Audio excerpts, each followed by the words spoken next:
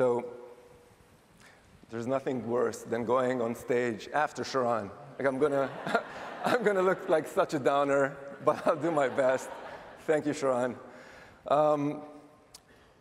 First of all, I wanted to thank all of you for being with us here today. We have agents from 1,300 agents from across the US and Canada, over 40 states, 4 provinces.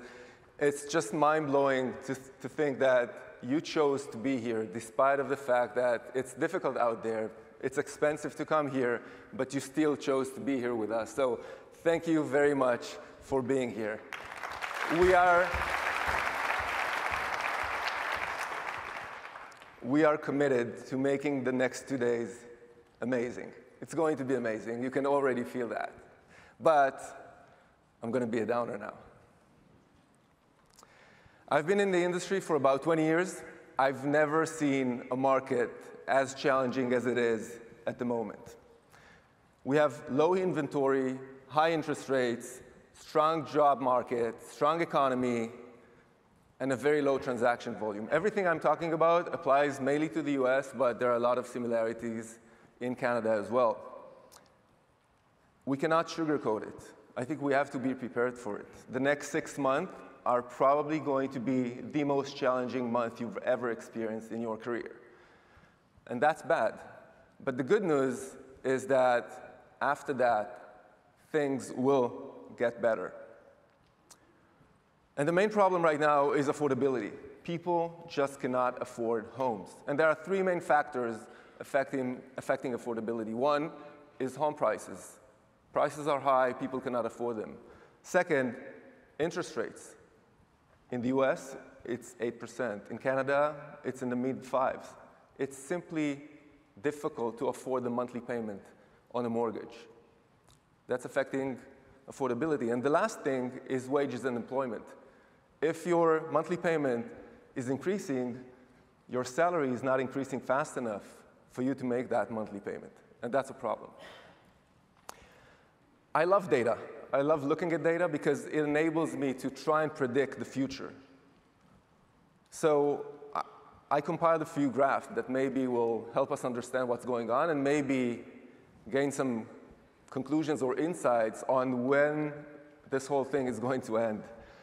Affordability right now is lower than it was in 2007. It's more difficult for the average American to buy a home today than it was in 2007, and 2007 was the mother of all bubbles. I'm not saying that there's a bubble right now. I'm just saying that affordability is weighing very heavily on demand.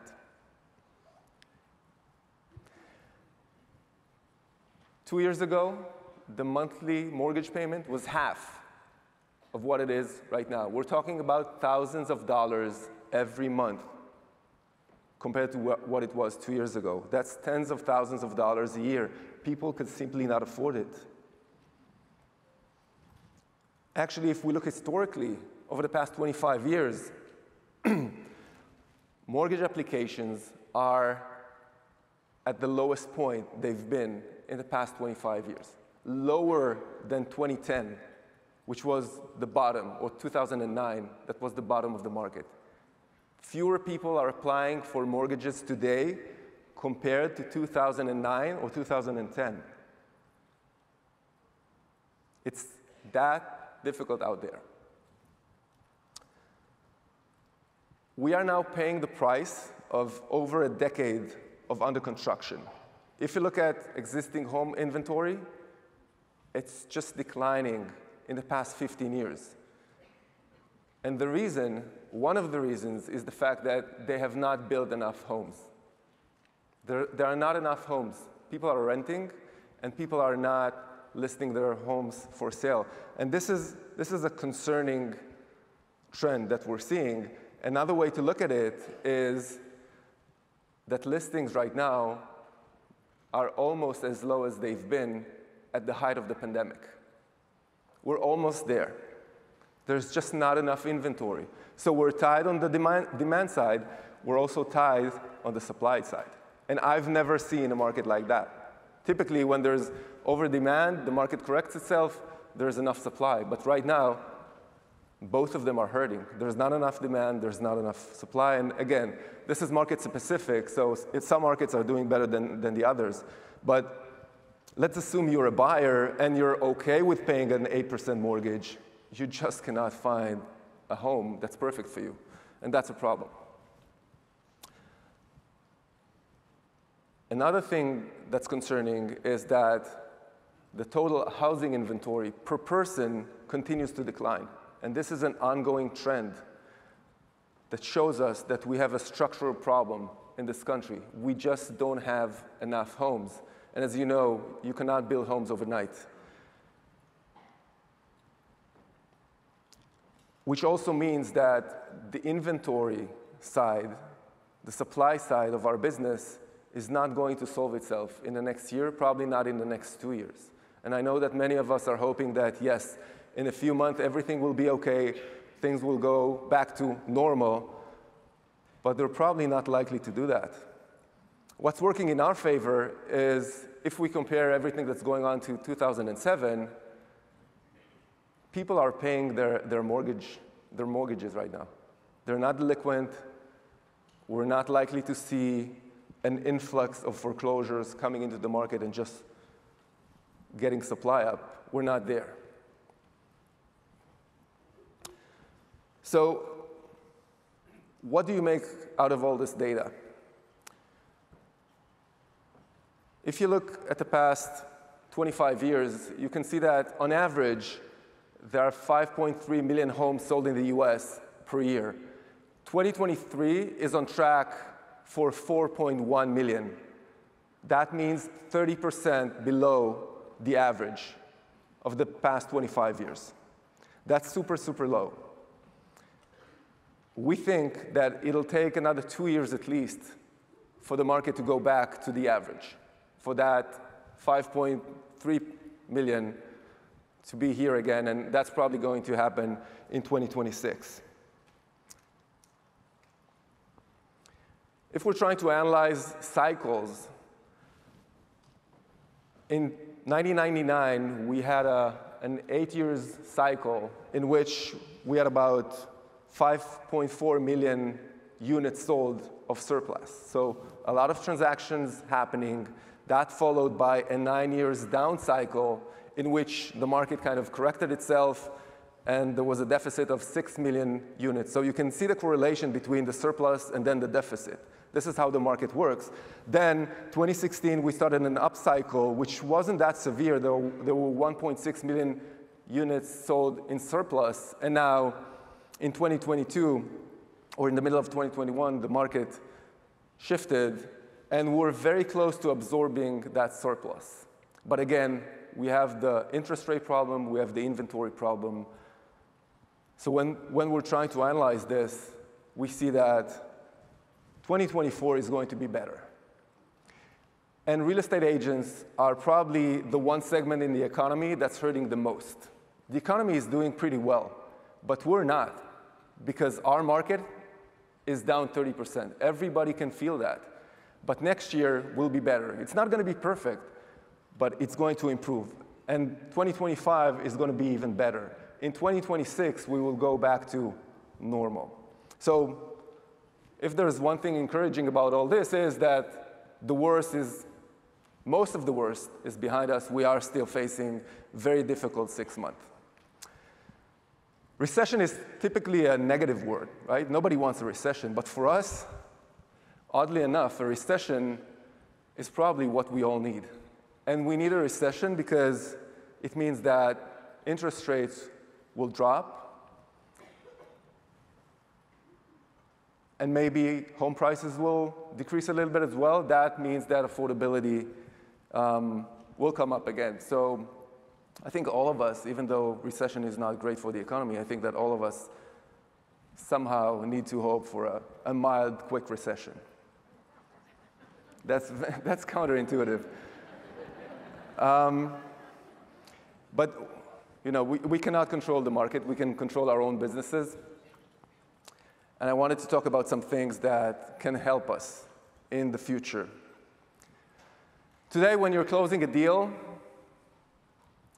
You close a deal, you get a check, you deposit the check, the money goes into your bank account. When you're receiving a rev share payment, it goes directly into your bank account. If you're a part of the Real Title JV, the monthly distribution goes exactly into your own bank accounts. When you purchase real shares, those shares go into your ShareWorks account. So everything is in your private accounts. In a few months, we will be introducing the Real Wallet.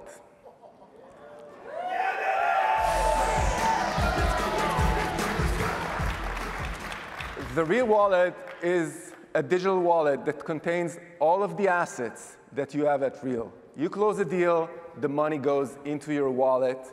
You purchase shares, the shares go into your wallet, and then what? Through that wallet, you can decide whether you want to transfer that money into your own bank account or use it with the Real debit card. The Real debit card is a card that each and every one of you will receive from us, and if you swipe that card, you earn points, and those points will offset the fees, the brokerage fees, the transaction fees.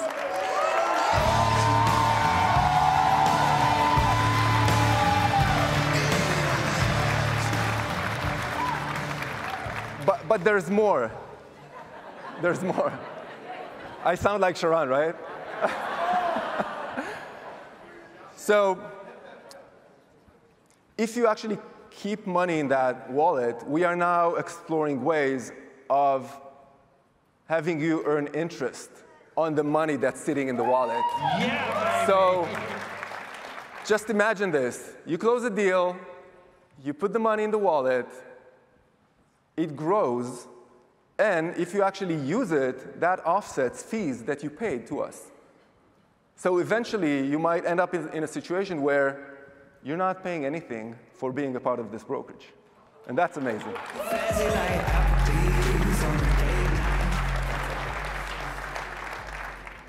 You may not often think about it this way, but what you're doing every day is you're building assets on top of our platform. Past transactions is an asset. Why is it an asset?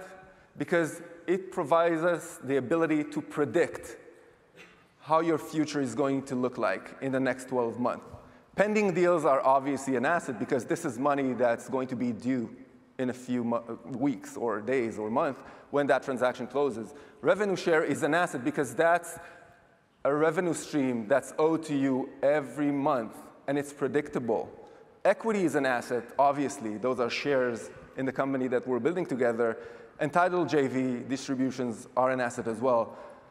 Where am I going with all this?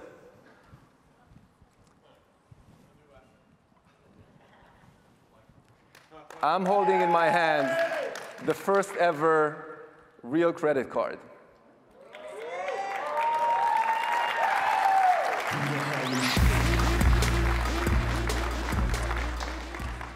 In a few months, we will be launching a credit card with a dedicated credit line to each and every one of you based on the assets that you have with Real. So try to imagine how comforting it could be to have access to capital, how great it could be to have access to credit that can help you build your business. Think how much you can grow your business if those assets that you're building are accessible to you now, even though they're not liquid. Think about the financial stability that it can provide you. A few weeks ago, I asked on Workplace, if you had access to more credit, would you use it? And 100% of people said yes, especially now. We need that money. We need that money to support our families. We need that money to grow our businesses. And this is an asset that's yours. And what's great about the credit card is that when you use it, you earn points. When you earn points, that offsets your fees.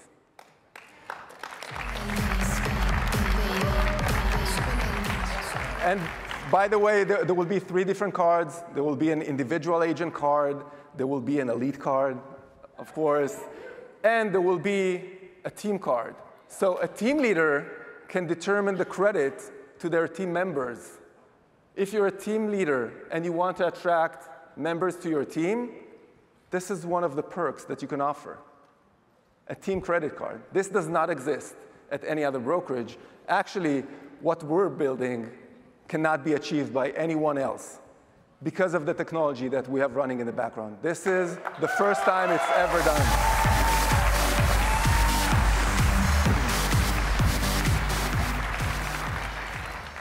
And of course, it's all on your app, just like your American Express. You can go in, look at the transactions, make a payment, just like any other credit card. This is amazing. So I have 10 seconds, and I wanted to ask you for one last thing. We're all here to learn, to enjoy, to have fun, to meet each other.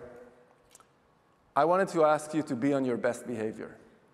I want everybody to feel safe here. And I wanted to ask you to look out for each other. If you see someone in trouble, if you see someone in a situation they should not be in, just offer help or call us for help.